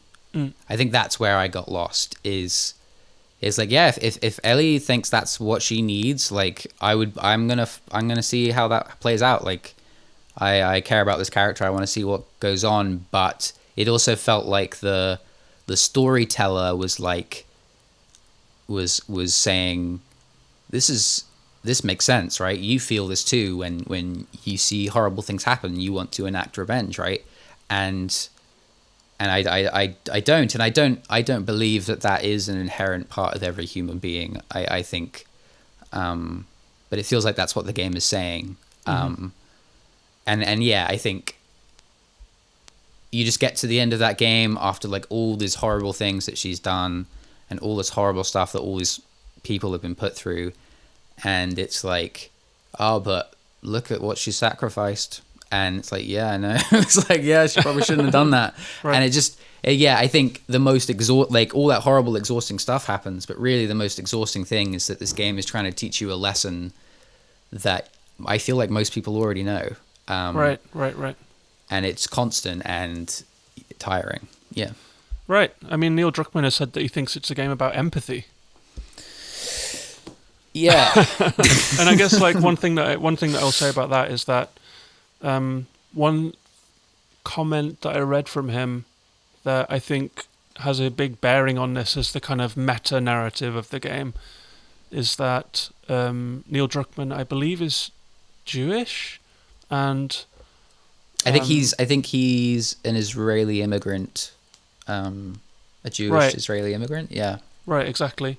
And that in some way, what he wanted to do was to make a game about two people that are entrenched in their kind of hatred of each other in some way, and are forced to work through that.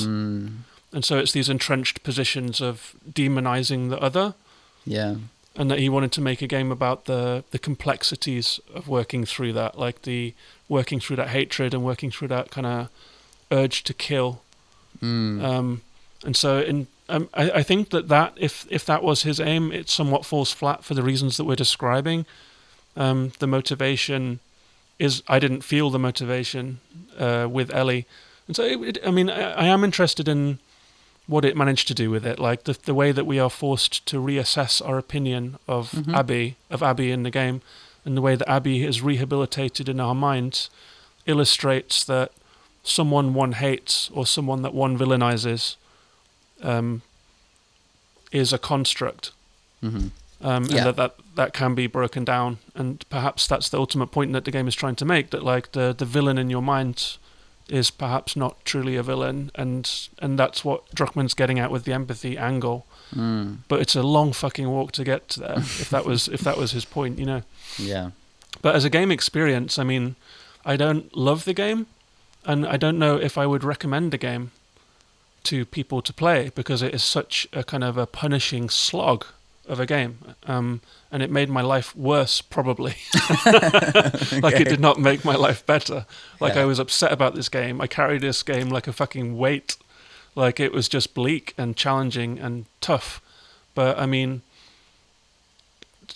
art doesn't have to be a pat on the back. I'm still thinking about it. I'm still talking about it. It's a serious, heavy artwork. I feel like the themes and the emotions that it brings forward are things that most games don't even get close to or conceive of as a possibility. And so I respect it. I might not love it, but I respect it, and it's an achievement. And so I feel like it had to be in my list, I guess. Yeah, absolutely. It's definitely an achievement. It's an incredibly crafted thing. Extraordinary. Like, I can't imagine the amount of work that went into some of the, like, all the aspects of that game. Not just the narrative stuff, obviously, but like the actual gameplay and the way it looks and just all that stuff. I can't believe it ran on my base PS4. It was like next gen came early and worked on PS4. Yeah, it's those rope physics. My goodness, very popular on Twitter. God, I spent a while the first time you got that rope. I was like, all right, give me a minute here. Yeah, it's a very, very interesting game, and I'm glad I've played it. And I'm glad to hear your thoughts about it. I've been curious, like I say, I'm always curious about like Louis and Lockie kind of throwing games to each other. But I am. You don't talk, like you said, about the big games of the year that much. Yeah. So it's really fun to get your take on Last of Us 2. Yeah, cool game. I actually read just one last thing. Speaking about that, you're talking about Neil Druckmann's like heritage and stuff. I read an article around the time that game came out on Vice about the sort of not particularly subtle like Israeli Palestine sort of metaphor stuff going on in Last of Us Part 2, and I'm absolutely not qualified to talk about that stuff really in any sense, so I won't even try. But I think that article is a really interesting exploration of like maybe where The Last of Us Part 2 slightly fumbles when it comes to that sense of representation. It talks a lot about how I'm trying to remember the main thread. It was a while ago. I won't even bother. But if anyone's interested, I would urge you to seek that article out. On Vice. Just look up. Yeah, it's very good. Yeah, I want to see that one. I didn't even actually think about the fact that there is like a kind of an literal intolerant religious group in the game. I haven't even, because it's kind of tacked on at the end, this cult thing. Mm-hmm. I hadn't even thought about that. I've only thought about Abby and Ellie and their struggle. Yeah, I mean... That whole extra thing has not even been in my thinking when I analysed it that much. It felt like a subplot that went big. you've got like you've got these warring factions in Seattle. A sort of what's presented as a more like extremist cult, and a sort of a faction that has taken over the city by force. And it sort of lives like Seattle's all walled off, and there's literally a point in that game, I think, where you, with Ellie, you go into a synagogue. Do you remember this? Yes. I was fascinated by this because when I was in there, I was like, wow, I don't think I've ever been in a synagogue in a video game before. Right. Same here. I really loved that scene. I thought it was a really cool scene. It sort of just like runs you through. It just kind of explains Judaism to you. They kind of just like, and like, fine, go for it. Like, yeah, represent, go for it. But like, it was quite funny, and quite beautiful as well. So there's all that stuff going on. And I think, if I'm remembering right from that article, it was kind of just how it seems to latch onto this idea of both sides are equal, and cycle of violence means that this is a never-ending conflict that can't be resolved. But actually, what we might need to reassess is there might be a cycle of violence, but at the end of that cycle, one of these cultures is still oppressed and the other one gets to go on living pretty happily and comfortably. And that's all I'll say about the article, because I really don't want to muff that up. But yeah, it's a good read. I'll try and find it. I'll tweet it or something. I'll send it to you at least, John. Yeah, we'll stick it in the show notes. Yeah. All right, that was Last of Us Part 2. That was it. I've spent so long talking about that game, and I still have more. Like, that's what I mean about it. It's just, you know, you can talk about it again and again and again, do podcasts and podcasts and podcasts, and every time there is something new. What game is like that, you know? I want to play through that game with the all the blind mode options. It's like filled with. Did you see this? It's like absolutely packed with like accessibility stuff, and they designed a way to play the game if you're completely blind, which is amazing. I want to see what that is, even just for a moment. Fascinating. By the way, I'll make a small admission in this podcast. You know, there is a colorblind mode where you can flick on this thing where everything turns grey apart from Ellie, and there's a red block where there is a collectible. Yes. And I started using this occasionally. That's shocking. When bored, to find the collectible. And you know the scene at Ground Zero where you go into the hospital, you go into the basement, and the big bad thing comes to get you. The monster with many arms just jumps out at you. Yeah, the thing from inside. And I paused the game. Yeah. I was so stressed out by this. That was horrible. That moment. That was horrible. I put on the colorblind mode Smart. to be safe from this monster, and played it with complete disassociation. I just got through it. Through it. Yeah. God, that was absolutely horrendous, that moment. Yeah. Yeah. But anyway, next. It's my turn. It is. Now, we decided we were going to do the games that came out in 2020. So and I cheated a little bit, I guess. I cheated a little bit. I'm not going to cheat, but I am running a little low. And I think more. I just wanted to, I guess, take the opportunity to talk about it maybe, more than, because I'm probably never going to recommend it to Lockie, so I'm probably never talk about it anywhere ever. So I want to talk about Cyberpunk 2077. Okay. Which is the hot new release. So this is probably the most current I've ever spoken about a video game. And God, where do you even start? So I don't know how long. Does it work? Sort of. Like 60% of the time, I would say it's working. Yeah. So there's a lot to unpack with Cyberpunk, and if any people listening are people that play games any kind of often, they've probably heard an intense amount of discourse about Cyberpunk at this point. And I won't retread all of it. I think it's important to mention like some stuff, even if you've heard it a million times. Like that company has had quite a lot of like transphobic stuff. The trans representation in the game is not excellent. It falters some of that stuff. It's had an immense amount of delays and crunch with its developers.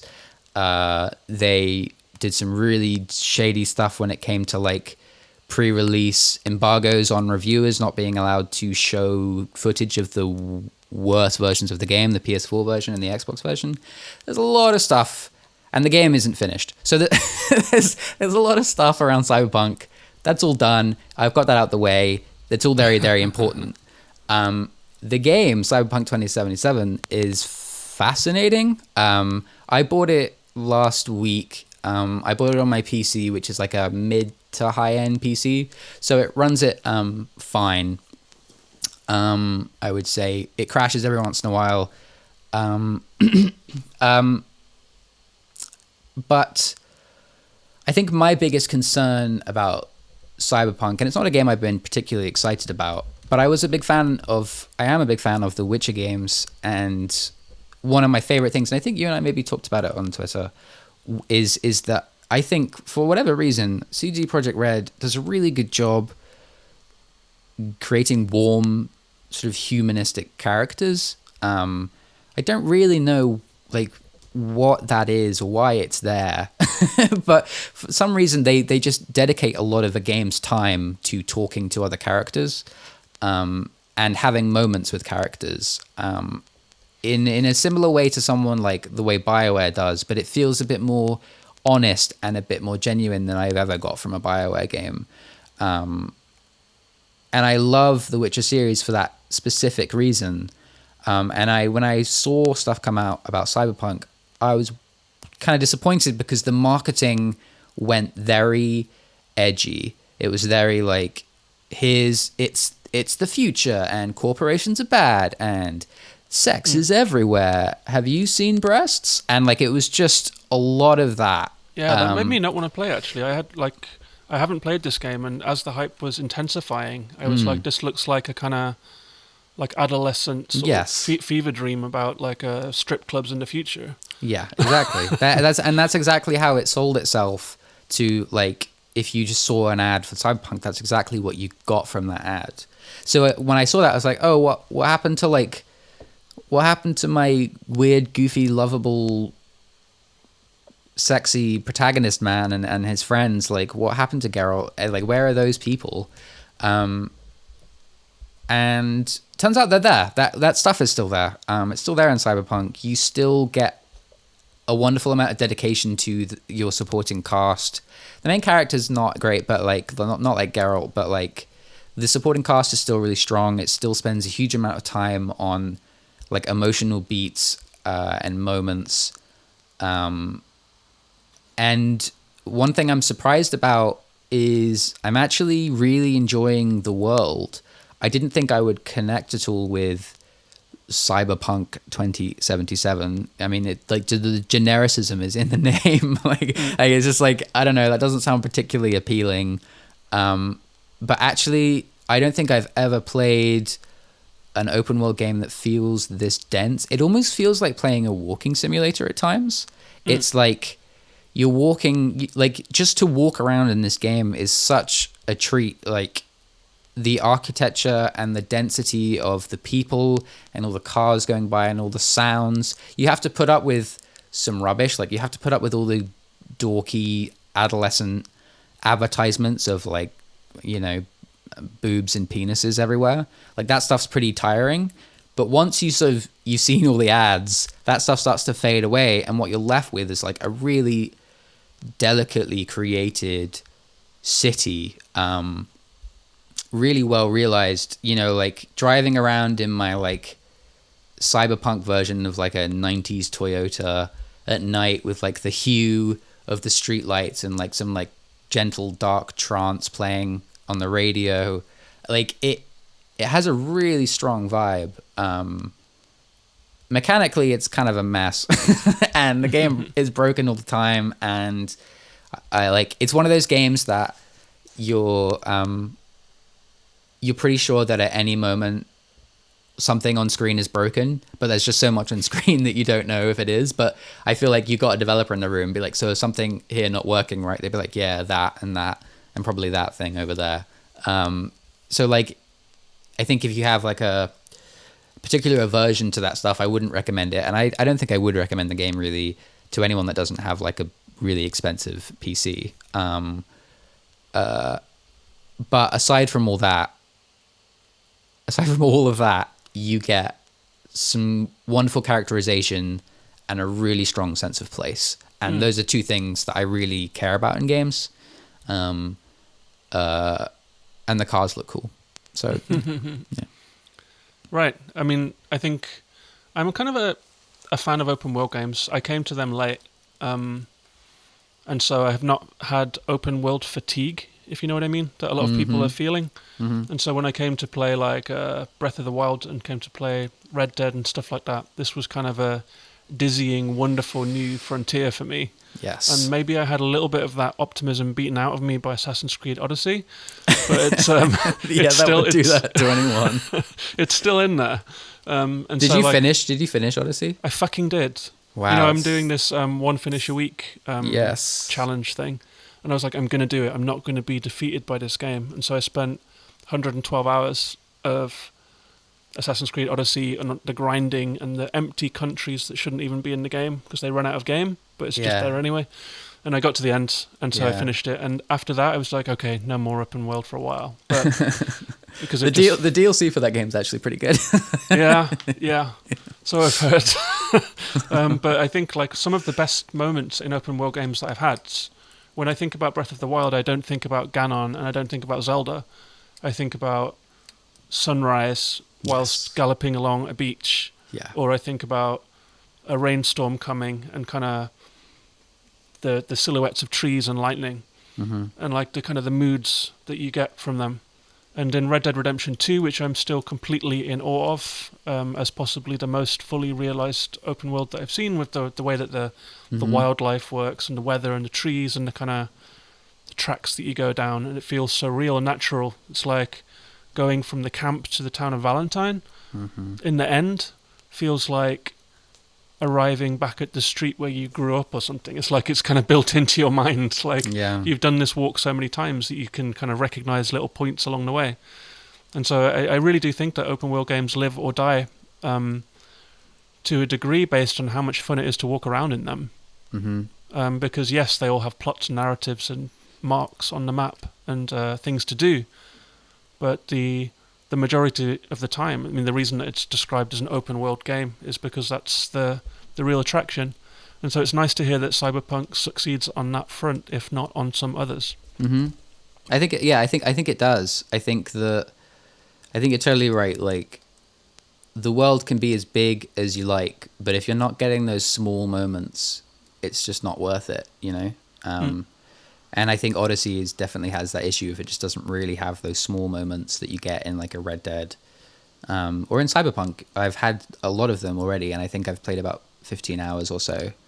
Yeah, it's a really interesting game. I don't know. I don't even want to say I hope they fix it. I feel like they should just give everyone a year off and maybe come back later and do whatever. But it's if you have the means, I would say maybe give it a shot. Right. I mean, I hope that it's going to be, you know, like No Man's Sky, broken at launch and ultimately what it was meant to be. Yeah, it's interesting though because they have a history of kind of doing this where they CD Projekt Red is the developer. They have a history of like, I think for The Witcher 2 and The Witcher 3. They released the games and both, I mean, Witcher 3 was pretty buggy at launch, but they sent an update several months later, which completely overhauled like the UI. I seem to recall them doing that for The Witcher 3, and I think with The Witcher 2, eventually they released it on like Xbox and pushed this big update to PC that completely changed the way the UI worked. Because apparently they don't like doing good UI the first time around, because in Cyberpunk it's horrendous. Yeah, so it's a bizarre way of working. Yeah, I think if I ever play that game, it's going to be PS5 in like a year and a half or something. I think that's smart. Yeah, when it's on sale and it's £15. Yeah, I think that's smart. Have you ever played The Witcher 3 at all? Have you tried that game? I've tried it. I've played through the initial opening sequence twice now, where you are learning the controls and running around the castle with your daughter or whatever. Yeah. And it hasn't stuck with me. Yeah. I think there's something about playing a big, gruff man of death that I'm kind of a little sick of now. I like Aloy, I like Cassandra, and I like Ellie, or at least I used to. So I haven't quite been able to connect with Geralt and therefore the worlds, but I've bought it on Switch and on PS4. So I've got to play it at some point for sure. Yeah, I would say Geralt, he presents as gruff, but he's a big softie, and that's why he's so lovable. But it probably... This gives me hope. Yeah, it probably takes way too long for that to start coming out, so I wouldn't bother if you're not getting it. Well, I feel like I've committed to this game by buying it twice. So I mean, how is it on Switch? Does it run? Is it okay? I've never even put it in my Switch. I bought it. Wow. When I bought the Switch, I bought a Switch, Witcher 3, and Spyro the Dragon.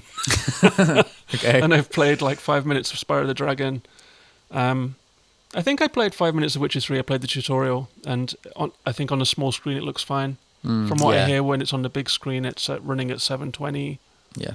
So it's probably not playable. But that's why I picked it up for £8 on PS4. But yeah, one day. One day. All right, my last one, which is...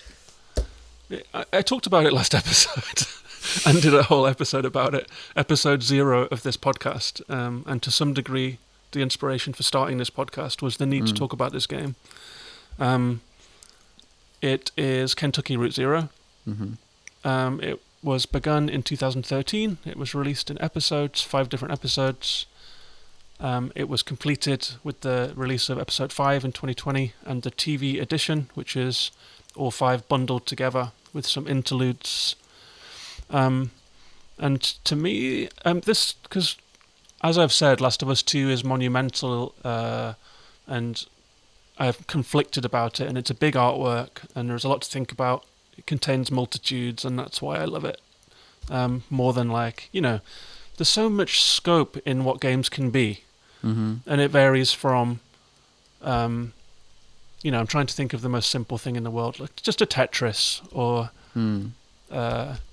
Pong, through to us talking about the Israel-Palestine conflict in relation to Ellie and Joel and this huge open world thing. And Kentucky Route Zero operates at a level much like Last of Us 2 that I think video games don't aspire to very often. Never mind reaching very often.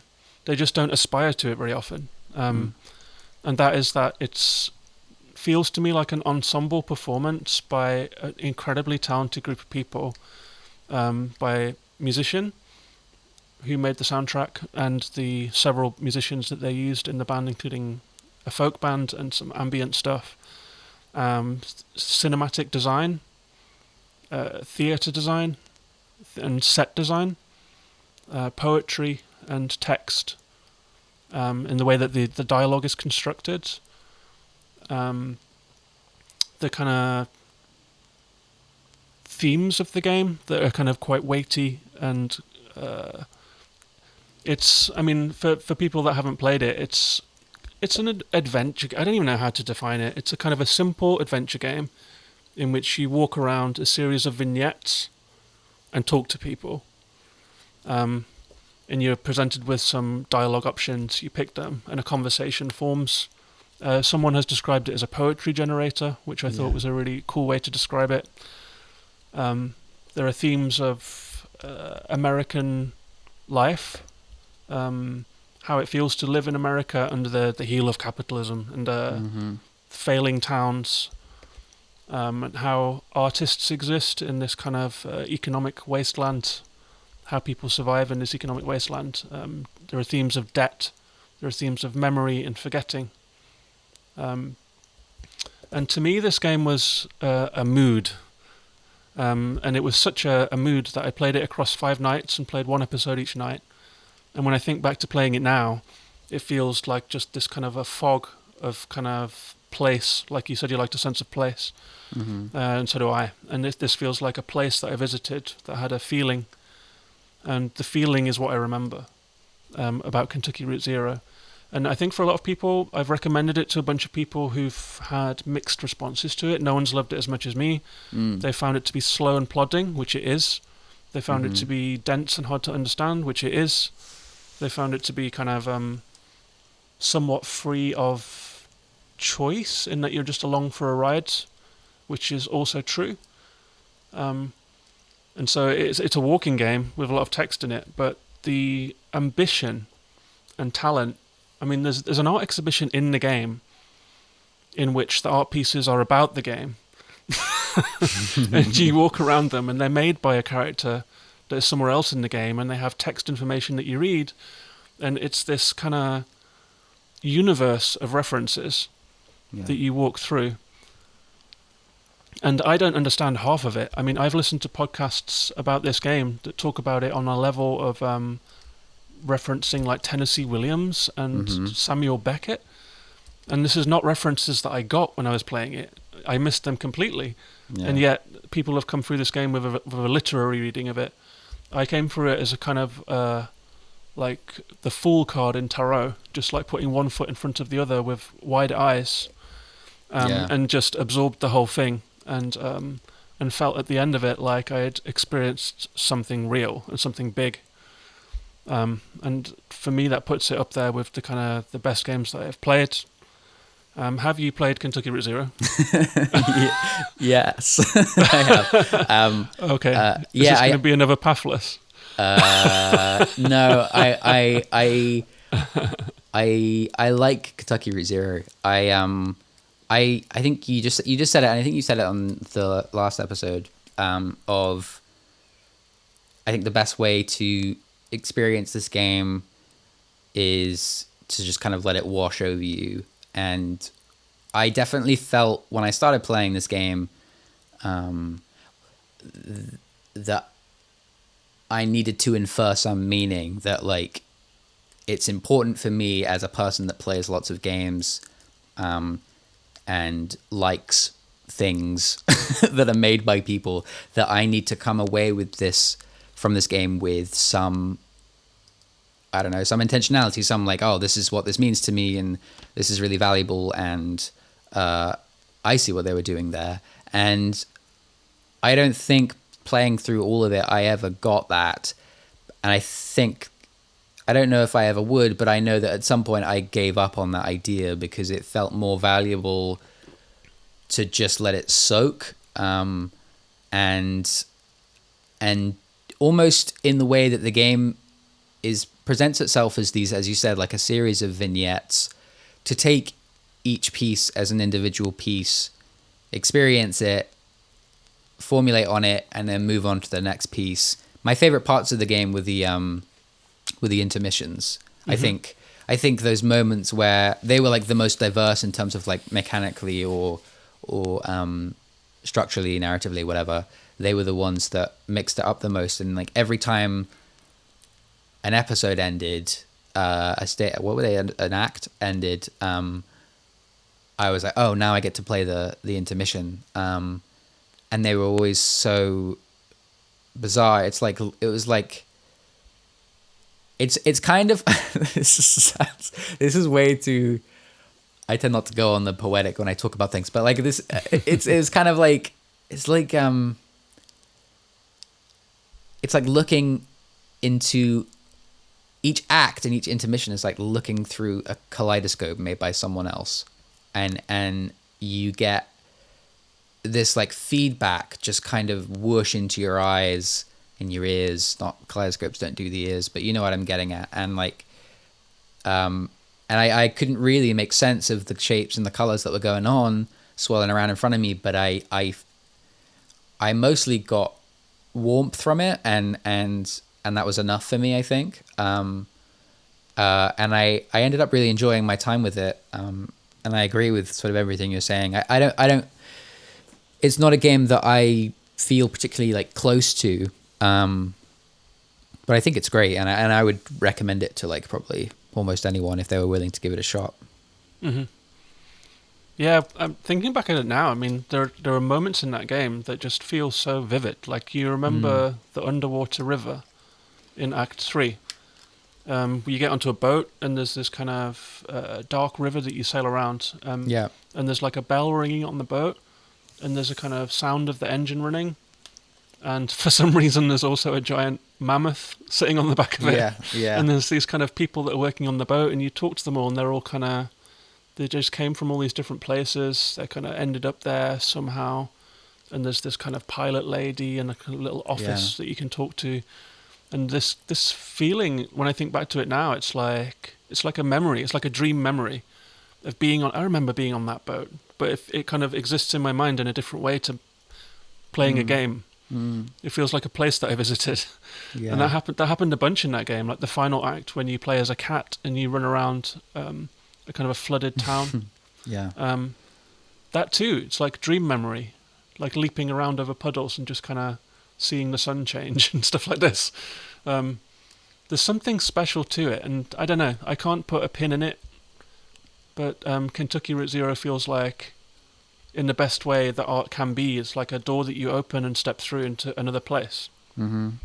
And there aren't that many games that make you kind of feel that way, I think, is to make you forget that you're holding a controller and looking at a screen.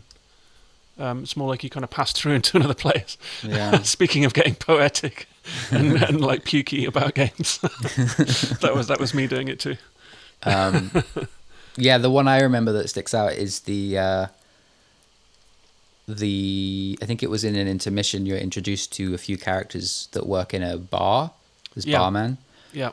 And I can't, to be honest, I barely really remember it. It's more, I sort of view it as a memory in that, like, it's kind of hazy, and like the way I was interacting with it, I barely remember. I remember it had a specifically interesting mechanic, but I can't remember what it was. You can drink and you can look left and right.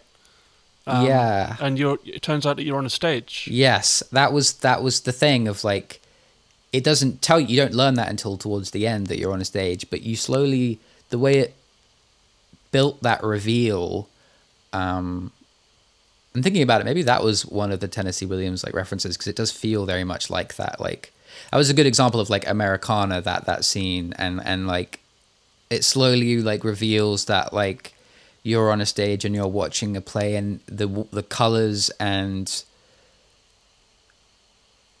it in my memory it feels like a play that I saw. You know, like it's like I went to see that play when I was 12 and didn't understand it. You know, like that's how I sort of think of that scene. Yeah, and like, you know, when you watch the concerts in the game, like the Junebug concert, and the theremin performance that happens in an underground tiki bar on a lost river, and you're just watching someone play the theremin. And it just feels like a real experience. Feels like I remember when I went to that weird tiki bar theremin gig. Yeah, as you do, yeah. So yeah, Kentucky Route Zero. It's a thing of beauty. Yeah. I ordered a physical copy of it, which is something that I never do. But I felt like I wanted to kind of give more money to the people who made it. Mm-hmm. So I just did that. So I think at some point I'm going to get a Switch version of it through the mail with a map and some other cool things, and probably never plug it into my Switch. Kind of wish nice. I'd bought the vinyl, but I bought a game. I bought a physical game. Games are okay. So we were going to... we're running long here. So we're at 2 hours. We were going to talk about honourable mentions. I don't know. Do you want to draw a line under it there? Is that enough games, or do you want to... It does feel like that's a lot of games. Maybe we should call it. Okay. Well, that was 5 games each, and it was really fun to get yours. I'm definitely going to play...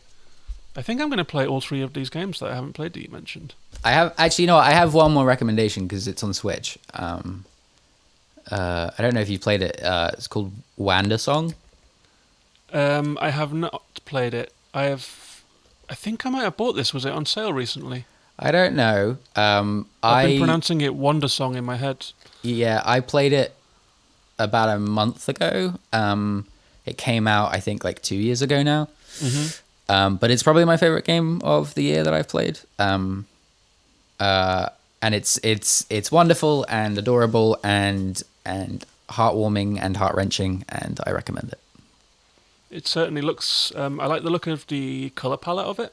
I'm getting good vibes from that game. But I think I bought it on sale when it was like £7 recently or something. Okay. Yeah. Wandersong. I mean, the only one that it really pained me to omit from my list was Manifold Garden, which I've talked about at length a bunch of times on different podcasts that I've done. But I'm kind of in awe of it still. I think about it often. I was thinking about that game today. For some reason, like the color palette of it, the architecture and the kind of the feeling that you get walking through that game too. I think about Manifold Garden all the time, and that's quite odd because it's a wordless game, pretty much, I think. Yeah, I think you only get words right at the start when it tells you the controls. And in that way, it's very abstract. It doesn't really have a story. But something about that game I think about a lot. How are the puzzles in that game? How would you rate the puzzles? You've played this one? No, I played like a couple minutes of it and then just never picked it up again. But I don't know how they... I guess what I'm trying to get from you is, are the puzzles good? Yeah, that's what I want to know.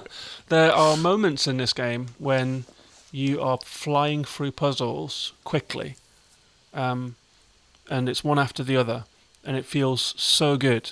Like I think these kind of games live or die, partially based on how well you can kind of attune yourself to what you're being expected to do. It's like, can you find harmony with the creator of the puzzles? It's like a kind of collaborative thing. And some puzzle games just feel constantly obtuse, and like you can't click with them. And some puzzle games you feel like a duck into water. And at the best moments, it's absolutely thrilling to be going through Manifold Garden, solving puzzles quickly, puzzle. And it teaches you very well. New elements are introduced very carefully. It's clearly very well thought out. That said, there are maybe 2 or 3 times in the game when there is a big puzzle.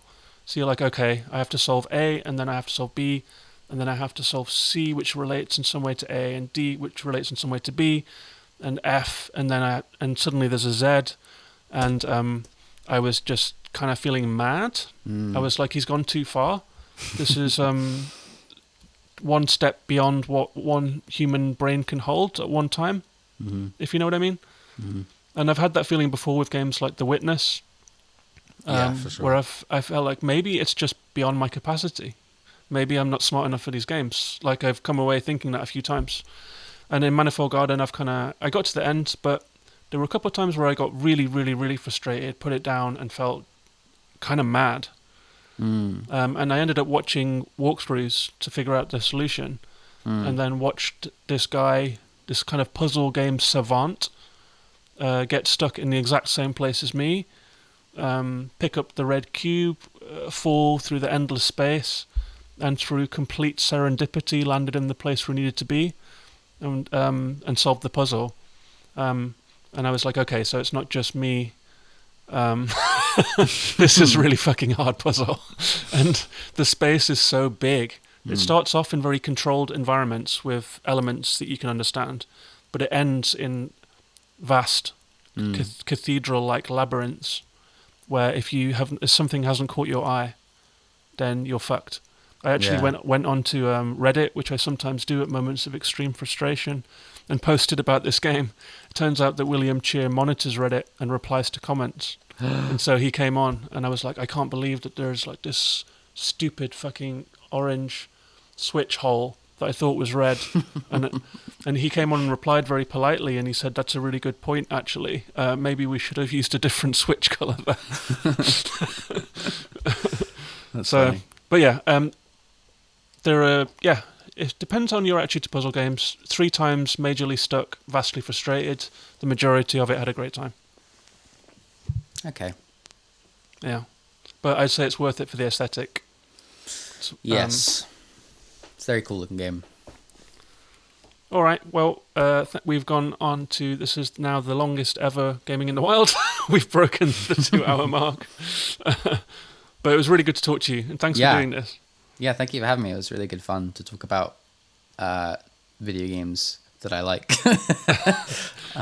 Yeah. And if you want to hear more of Louis talking about video games that he likes, then you've got a 50-50 chance on his podcast, which is Time Played 3HR. Where would you like people to come and find you?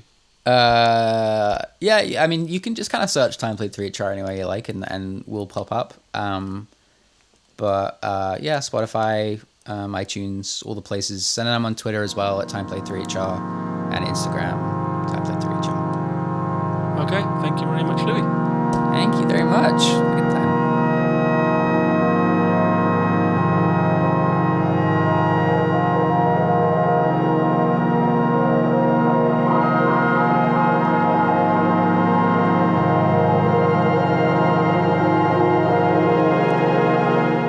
So thanks very much again to Louis from Time Played 3HR. Really enjoyed that chat. Great to hear his games of the year of 2020. I'll be back next week with a new episode, possibly about Disco Elysium, which I played in December and completed and had a great time with. It's a kind of a complex heavyweight game, so I've been making some notes and thinking about it. I'm maybe going to revisit it and play a little more before I make a full pod on that one. I'm also playing Spiritfarer, which is currently on sale, so if you're looking for something comfortable and cozy to play as the new year comes in, then I recommend Spiritfarer. I'm looking forward to talking about that one in the next couple of weeks too. And if you made it this far in the podcast, past the 2-hour mark, then please message me the word pineapple on some social media platform, so I will know that some people actually made it through a 2-hour games podcast. Yeah, that's the episode. Thanks very much for listening. Take care of yourselves and each other. See you next week. Bye-bye.